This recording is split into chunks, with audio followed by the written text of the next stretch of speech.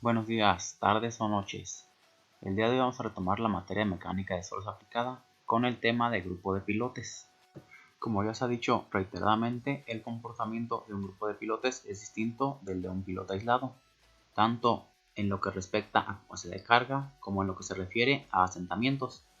Si en el caso de un pilote solo, que es el que se ha venido tratando hasta ahora en este capítulo, las incertidumbres de diseño son grandes todavía.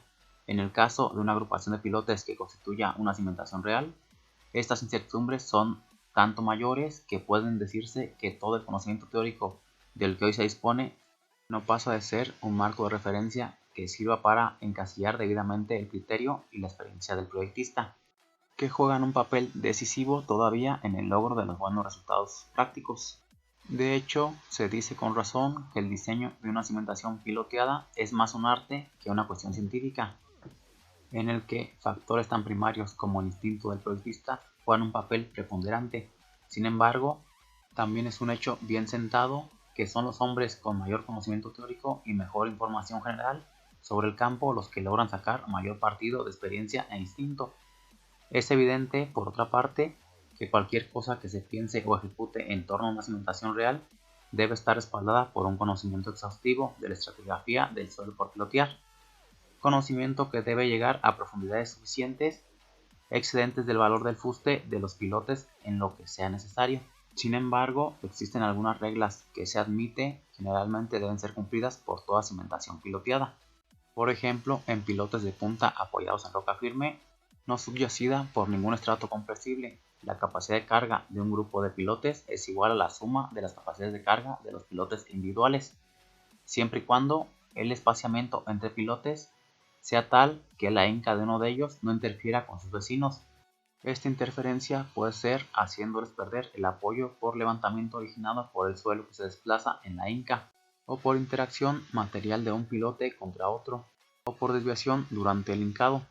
En la práctica suele considerarse como espaciamiento mínimo razonable el de 2 o 3 diámetros medidos centro a centro entre los pilotes. Los problemas de interferencia se eliminan prácticamente usando pilotes preexcavados, algunos cuyos tipos hemos descrito en temas anteriores. En pilotes de punta apoyados en estratos resistentes no rocosos, pero no subyacentes por estratos compresibles, la capacidad de carga del grupo es tanto más parecida al caso anterior, cuanto más firme y rígida sea el apoyo. En general, para los estratos comunes en que se apoyen pilotes de punta, puede decirse que la capacidad de carga de un conjunto de pilotes es similar a la que se obtiene multiplicando la carga soportada por un pilote individual por el número de los pilotes. Sin embargo, existe una gran cantidad de incertidumbres todavía sin dilucidar, en especial si el estrato de apoyo es de naturaleza friccionante. Por ejemplo, hay autores que opinan que un conjunto de pilotes puede tener mayor capacidad que la que se deduce del valor correspondiente a un pilote individual. La razón es que se supone que el conjunto de pilotes trabaja como una pila equivalente que tuviera las dimensiones de dicho conjunto. Otros autores, por el contrario, suponen que en ocasiones la capacidad del grupo es algo menor que la obtenida al multiplicar la carga de un pilote por el número de ellos. Si debajo del estrato de apoyo hay suelos blandos compresibles, la capacidad de carga de los pilotes está limitada por la capacidad de carga del estrato blando, y sobre todo por los asentamientos que en este caso aumentan considerablemente con el ancho del área piloteada. No hay un método que pueda considerarse satisfactorio para calcular los asentamientos de una cimentación piloteada apoyada en un estrato bajo el que haya suelos compresibles. El método que generalmente se aplica consiste en considerar la carga de la estructura aplicada en la punta de los pilotes como carga uniformemente repartida en el área piloteada. La dificultad estriba en evaluar los esfuerzos que llegan al manto compresible desde el estrato de apoyo. El procedimiento más conservador será suponer una distribución de esfuerzos con la teoría de Boussinesq y con ella calcular los asentamientos en la forma tratada en los capítulos anteriores. Esto equivale a ignorar el efecto de la losa que el estrato resistente produce, por el que los esfuerzos en el estrato subyacente son menores que los calculados. Si se conocen las propiedades mecánicas de los estratos resistentes y blandos subyacentes, podrían obtenerse una distribución de esfuerzos más aproximada utilizando la teoría de Burmeister. En pilotes de fricción, el efecto de grupo más importante en lo que se refiere a la capacidad de carga es la posibilidad de una falla de la cimentación en conjunto. La posibilidad de esta falla estriba en que la resistencia por adherencia y fricción en el área lateral del prisma de altura L envolvente de los pilotes sea menor que la suma de la resistencia de todos los pilotes considerados individualmente. Si n es el número de pilotes en la cimentación, p el perímetro de cada uno y p mayúscula el perímetro del conjunto, y Fa es la adherencia entre pilote y suelo, supuestamente igual a la resistencia al esfuerzo cortante del material, el peligro de falla en conjunto dejará de ser crítico si se cumple la desigualdad que se muestra en pantalla, de donde tenemos que el número de pilotes por su perímetro debe ser menor o igual al perímetro total de todos los pilotes en conjunto, lo que expresado en palabras da lugar a la conocida regla práctica de que no hay riesgo dominante de falla de conjunto siempre y cuando el perímetro del área ocupada por los pilotes sea mayor o igual que la suma de los perímetros de los pilotes individuales. Algunos autores toman en cuenta en el razonamiento anterior la resistencia que ofrece a la falla la base interior del prisma formado por el conjunto de los pilotes. Sobra decir que la fórmula anterior es conservadora respecto a este criterio. En lo que se refiere a asentamientos de grupo de pilotes de fricción, puede decirse que no guardan ninguna relación con el asentamiento de un pilote aislado. En general, el asentamiento de una cimentación piloteada con pilotes de fricción es menor del que se tendría si la misma carga se aplicase al nivel de la cabeza de los pilotes, directamente sobre la misma área que se pilotea.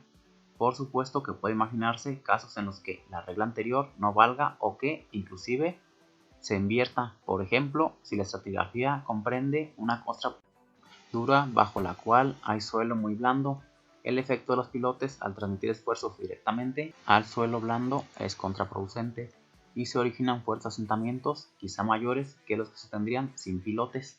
La razón por la que los pilotes de fricción producen menor asentamiento que las cargas superficiales es doble. Por un lado, los pilotes transmiten una parte sustancial de la carga a zonas profundas, en las que, por haber mayor presión inicial, el material es menos compresible. En segundo lugar, al repartir la carga a lo largo de todo el fuste, el nivel del mayor esfuerzo transmitido al suelo es menor que si la carga se transmitiera con una zapata. Tampoco existe un método científico conveniente para calcular los asentamientos en grupos de pilotes de fricción. Las reglas que existen para ello están prefabricadas, de modo que lleguen a resultados que sean razonables de acuerdo con la experiencia de que se dispone. Después se les proporciona una apariencia más o menos formal que permita asociarlas con más o menos éxito a alguna teoría admitida. Quizá el método más extendido para los fines prácticos es el debido a Terzaghi y Peake, según el cual la carga tomada por los pilotes puede considerarse aplicada en el tercio inferior de los mismos, como uniformemente repartida en el área piloteada, calculando el asentamiento de este nivel hacia abajo, como si no existiese pilote alguno. Ello implica la suposición de que el espesor de suelo correspondiente a los dos tercios superiores de los pilotes no se consolida. Los propios autores presentan este método como lo que ellos llaman una solución aproximada. En la mayoría de los casos, la estimación por este procedimiento resulta conservadora, es decir, los asentamientos reales son menores que los calculados. Precisamente por esta razón, algunos autores han propuesto considerar la carga uniforme equivalente aplicada al nivel de la punta de los pilotes, con lo que se reduce el espesor de material consolidable y se obtienen asentamientos menores.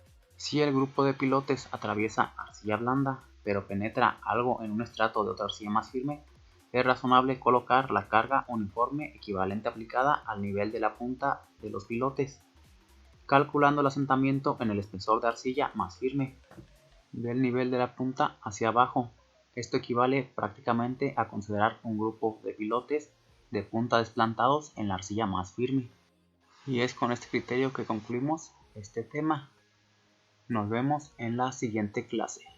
Hasta la próxima.